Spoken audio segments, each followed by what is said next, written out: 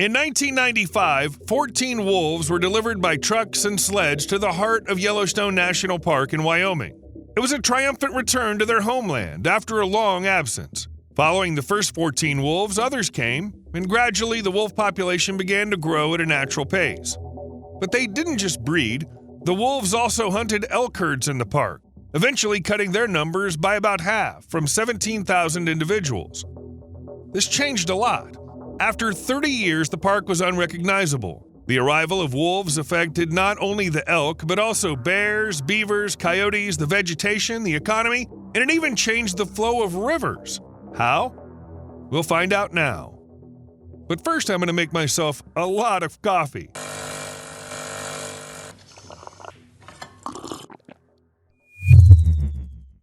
Just an unobtrusive reminder to do something under the video in case you forget. And thanks, you know what for. So, wolves in Yellowstone. In fact, they've always been considered one of the most important predators in the national park. For thousands of years, wolves roamed the landscape and had a natural impact on the ecosystem.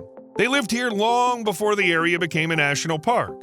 It was created in 1872, and back then, people didn't even think about things like legal protection for wild animals. After all, it was the 19th century, and they hadn't really figured out legal protection for people yet.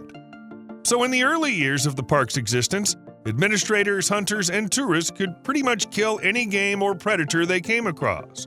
The gray wolf was especially vulnerable to these senseless killings since it was usually seen as an undesirable predator and was already being deliberately wiped out across the North American range. This was usually done to protect livestock. But then the protection, let's say, got a little out of hand. In the end, it's generally believed that these stable packs of gray wolves were completely wiped out in Yellowstone National Park by 1926. And although wolves were occasionally spotted in the park afterward, they're thought to have been either loners or pairs just passing through the area. These wolves didn't live in the park permanently. It's worth mentioning that the dislike of wolves in North America has a very long history. People here have feared, hated, and hunted wolves for hundreds of years. Before Europeans arrived, Native Americans included wolves in their legends and rituals, portraying them as fierce warriors in some traditions and as thieving spirits in others. However, Europeans simply despised wolves. This attitude allowed for a centuries-long campaign to wipe out the animals. It was so extensive that it nearly wiped out all gray wolves in the continental United States by 1950.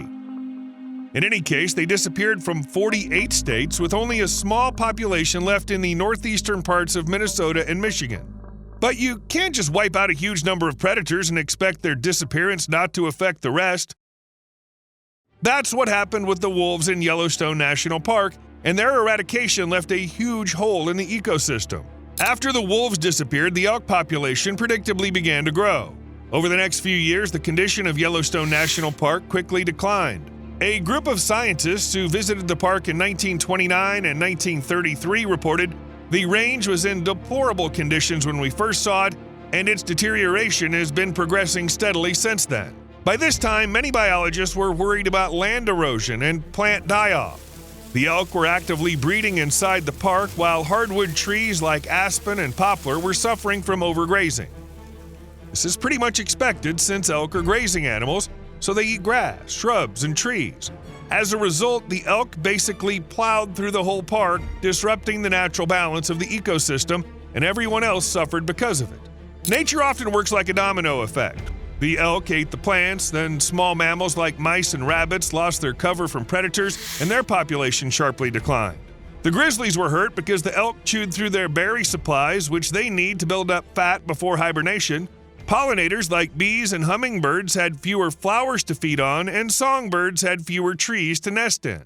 But the most destructive impact of elk is considered to be how they affected the riverbanks in the park. When wolves were around, elk stayed vulnerable when they came down to drink. They never lingered by the water, where ambushes could be waiting for them. But with the disappearance of the main predators, elk began to stay on the banks and eat the shrubs growing there. They ate them faster than the shrubs could grow back because they came in large herds. As a result, the massive hooves of elk eroded the banks, causing the rivers and streams to silt up. As a consequence, fish ended up with murky homes, and without trees and clean water, beavers couldn't build their dams. Without the protection of the dams, fish, amphibians, and otters were hit even harder, And all of this happened because there were no wolves. When people realized how destructive the elk population had become in the park, they tried to control it. The Park Service started trapping and relocating elk, but soon it became clear that this wasn't having any effect. So they began simply killing the elk, and this continued for over 30 years until the 1960s. Was there any point to this? Well, controlling the elk population prevented further degradation of the range, but it didn't improve its overall condition. In other words, things didn't get worse, but they didn't get better either. From 1920 to 1968, park managers and hunters shot, trapped, and relocated tens of thousands of elk. But then local hunters started complaining to their congressman that there were too few elk and they had no one to hunt. So the congressman threatened to cut funding for Yellowstone, and they stopped culling the elk. This allowed the populations to grow again. Naturally, as the elk population increased, the quality of their range worsened, and this started affecting many other animals. In addition to those I've already mentioned, without wolves, the coyote population exploded, and that had a negative impact on pronghorn antelopes. In short, it's hard to find any living creature that wasn't affected by the wolves' disappearance. You know what? It's not just that wolves hunt elk and reduce their population by eating them. The mere presence of wolves changes the behavior of elk. I'm talking about something called the ecology of fear. The traditional view is that predators kill prey directly, thereby reducing their survival in numbers. And that's the extent of their ecological role. The ecology of fear says that the behavioral, physiological, and neurobiological consequences of avoiding predators, that is, fear, can also lower the fertility and survival of prey. It's possible that fear is just as important as direct killing, and that's backed up by hundreds of experiments. Not to mention, scared prey eats less because it's constantly distracted, lifting its head, looking out for predators. Remember how elk affected rivers? It seems like that happened because they had no fear.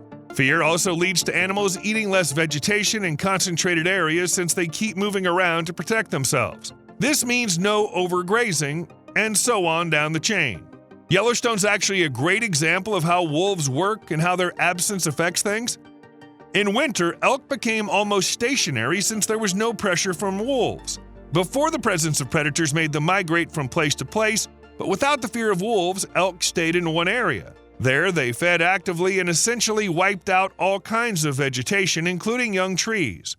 In general, the situation wasn't great, and at times ecologists brought up the idea of reintroducing wolves to Yellowstone to naturally keep the elk population in check. However, Yellowstone managers weren't exactly keen on bringing back wolves, especially after predators had been successfully wiped out. But people started to suspect something. By the 1940s, research began to surface about the benefits and importance of wolves. By the 1960s, cultural and scientific understanding of ecosystems changed the way people viewed wolves and other large predators. Finally, in 1991, Congress tasked the U.S. Fish and Wildlife Service with creating an environmental impact statement, and this statement had a clear goal: to bring wolves back to Yellowstone National Park. Of course, the decision sparked debates and opposition. The ranch owners along the park borders were the first to be outraged. They were just scared that the wolves would venture beyond their range and kill their cattle. And you can't say these fears were groundless, since there were actually losses. To fast forward, I'll mention that the Defenders of Wildlife Environmental Group compensated the ranch owners who lost cattle to the wolves. Besides ranch owners, some environmental groups were also against reintroducing wolves into Yellowstone because these wolves weren't fully protected under the Endangered Species Act. Still, they decided to bring the wolves back. In January 1995, U.S. and Canadian wildlife officials caught 14 wolves from several packs east of Jasper National Park. They were brought to Yellowstone in 2 shipments: 8 wolves on January 12th and the remaining 6 on January 20th. But they couldn't just be released into the wild without preparation, so the wolves were first placed in 3 pens to get used to their new surroundings. In March 1995, the pens were opened, and between March 21st and 31st, all 14 wolves were free. 17 more wolves caught in Canada arrived in Yellowstone. This happened in January 1996, a year later. Initially, it was planned that the reintroduction would take 3 to 5 years, but these were the last wolves released into the park. Officials thought it would be enough for natural breeding and creating a new population, and they were right. Some specialists were worried that the wolves, with their instinct to return home, would head north to where they were caught, but the acclimatization pins did their job. Plus, the wolves were secretly given elk carcasses to let the predators taste some new food, and they definitely liked it. In 1995, there were 14 wolves in the park. In 1996, there were already 31. Unfortunately, there's no exact information on the number of packs specifically in the national park until 2000. The monitoring covered the entire greater Yellowstone ecosystem. To give you an idea, this ecosystem covers an area of about 34,300 square miles, with the park itself occupying only 3,400 square miles. However, we know that by 2000, there were already 8 wolf packs in the national park, with 119 wolves. By 2013, the number of packs had grown to 14 with 174 wolves. The numbers occasionally dropped, then grew again, but in recent years, it's remained at about 10 packs and about 100 wolves. Most of the population decline was observed in the packs in the northern range, where it was primarily linked to the decrease in the elk population and available land. Canine distemper and sarcoptic mange also became factors in the decline, but overall it can be considered a natural process. The wolves' return was indeed successful. Biologists often face the grim task of documenting the cascading effects of what happens when a species is removed from an ecosystem. You probably already know that species are constantly disappearing. Either they're wiped out or they simply go extinct. But in Yellowstone, biologists have a rare, almost unique chance to document what happens when an ecosystem becomes whole again. Wolves have helped reduce the elk population from 17,000 in 1995 to just 4,000 today. But don't worry about the elk, this is a natural process. And since only the healthiest individuals survived, the population has become much stronger. Also, all this active hunting of elk means more prey for a wide range of animals, including ravens, wolverines, bald eagles, golden eagles, grizzly bears, black bears, jays, shrikes, marten, and coyotes. By the way, before the reintroduction, experts predicted that a single wolf would kill an average of 12 elk per year. This estimate turned out to be too low, as now a wolf kills an average of 22 elk per year. And this reduction in elk numbers has led to changes in the flora. For example, there are more willows, poplars, and aspens along the edges of heavily wooded areas. Some studies have shown that even elk behavior has changed a lot because of wolves. Remember, right? The ecology of fear? The constant presence of wolves pushed the elk into less favorable habitats, raised their stress levels, reduced their nutrition, and lowered their overall birth rate. Herbivores started avoiding areas like valleys and gorges where predators could easily hunt them. As a result, these areas began to recover, and many lost species returned home. Plant life started thriving along riverbanks, and erosion dropped significantly. Riverbank stabilization actually caused rivers and streams to change course. Just 30 wolves and the landscape of the entire park transformed. They set off a whole avalanche of changes. Looks like it worked out for everyone. When wolves were reintroduced, their hunting of elk actually helped the grizzly bear population in Yellowstone. This led to a significant boost in berry growth in the park, and grizzlies are in desperate need of those berries. So the bear numbers grew too. Coyotes, though, saw a decline. Before the wolves returned, Yellowstone had one of the biggest and most stable coyote populations in North America because of the absence of humans. 2 years after the wolves were reintroduced, the number of coyotes dropped by almost half. It might seem like that's not a good thing, but hey, we're talking about the wild. Everything is connected here. Coyotes naturally keep fox populations in check, so when coyote numbers drop, foxes start to thrive. This, in turn, changes the survival odds of coyote prey like rabbits and young deer, as well as small rodents and ground-nesting birds that foxes go after. These changes affect how often certain roots, buds, seeds, and insects are eaten, which affects the balance of local plant communities. And it all ripples through the food chain all the way to fungi and microbes. And it all starts with the wolves. Wolves killing coyotes also boost the rabbit and mouse population. This creates a bigger food source for hawks, weasels, foxes, and badgers. The presence of wolves also coincided with a sharp increase in the beaver population in the park. For example, in 2001, there was only 1 beaver colony in Yellowstone, but by 2011, there were 9. Wolves made elk scatter across the land and stop destroying willow thickets, the plants beavers need to survive during the winter. Since in winter elk moved around, the willow thickets recovered after heavy browsing. As a result, the beavers rediscovered a plentiful food source and their population grew. The return of beavers to the ecosystem has a big impact on the local watershed. We've made a couple of videos on this topic before, but it's been a while, so let me explain. Beaver dams smooth out seasonal flow fluctuations, store water to replenish groundwater, and provide a cool, comfortable environment for fish. Also, the dams protect against erosion and create new habitats for otters, minks, wetland birds, waterfowl, fish, amphibians, and many more. In short, things are better with beavers than without them. Wolves even had an impact on the economy. According to park staff, when the wolves were first brought to Yellowstone, they caused such a stir among people as if the beetles themselves had been delivered to the park instead of wolves. In 2005, over 100,000 people visited Yellowstone National Park just to see wolves. This brought $30 million to the local economy. With the opportunity to watch wolves, the annual income growth in Yellowstone and its surroundings is estimated at $43 million. The number of tourists visiting the park every year has also increased since the wolves were reintroduced.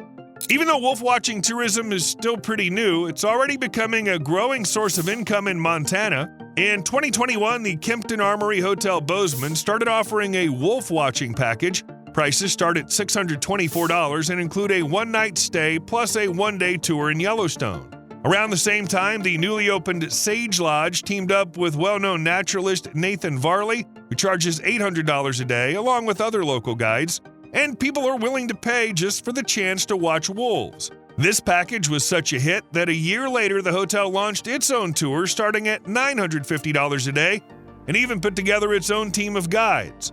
In the summer of 2022, Four Seasons Resort and Residences in Jackson Hole, Wyoming announced a new $16,000 wolf-watching package, which includes a private flight to Yellowstone's north entrance. The price is sky high, but for the chance to see wolves, people are willing to pay even that much. Yellowstone might just be the best place on the planet to see these legendary animals, which is why legions of adventurers and nature lovers flock here. And all these people bring money, while growing tourism creates jobs. Yep, all thanks to the wolves. The benefits of wolves also extend to the 106,000 residents of Billings, Montana. Their drinking water, the Yellowstone River, is now cleaner. I've already explained why. Montana's economy is mostly based on farming and ecotourism. The state has 2.2 million head of cattle, twice the number of people living here, and Yellowstone and Glacier National Parks get 8 million visitors a year. So it's no surprise that wolves here spark as much debate as pineapple on pizza. If you want to get in a fist fight in Montana, walk into any bar and ask about wolves, says a local. Wolves are actually way less of a threat to livestock than most farmers think. During the first phase of their reintroduction in 1995, not a single farm animal was killed. On top of that, livestock loss due to wolves in the northern Rockies represents less than 1% of all livestock loss. And it looks like people are slowly starting to get it. They're becoming more and more tolerant of wolves, according to a recently published study. This study was first conducted in 2012, then repeated in 2017 and 2023. And in 2023, 74% of the population as a whole said they were tolerant or very tolerant of wolves, compared to 50% in 2017 and 41% in 2012. That's definitely something to be happy about. The most important news in recent days is that I drank a tonic water. Death of legendary wolves. We talked a lot today about how wolves benefit the environment, so it's unlikely Yellowstone National Park would want to face another round of extermination, but it seems like something similar is happening, though not on a catastrophic scale. In January 2025, there was news that the park lost its beloved matriarch wolf, who was even called the Queen of the Wolves. The story's quite sad. Wolf 907F died on Christmas due to injuries she got in a fight with the Rescue Creek Pack. She was almost 12 years old, which is much longer than the typical lifespan of most Yellowstone wolves, which is about 3.5 to 4 years. And in fact, it's surprising that the wolf managed to live such a long life. She lost an eye at a young age, and in her later years, she started limping. Despite all the challenges, 907F had led her pack since 2016 and had 10 litters of pups, the largest number in the park's history. Over the years of living in the park, she became so beloved by the staff that one of the naturalists is even working on a book about her life and death. But since I mentioned that wolves are slowly disappearing from Yellowstone Park, that means this isn't the only loss. According to the animal rights group Wolves of the Rockies, Spitfire, also known as Wolf 926F, died a few miles from the park entrance in Montana. And yes, she was kind of a local celebrity too. This one was also an alpha female, and her pack attracted animal lovers from all over the world. Her life wasn't easy either, as her mother was killed and she had to take care of the remaining pack and keep it together.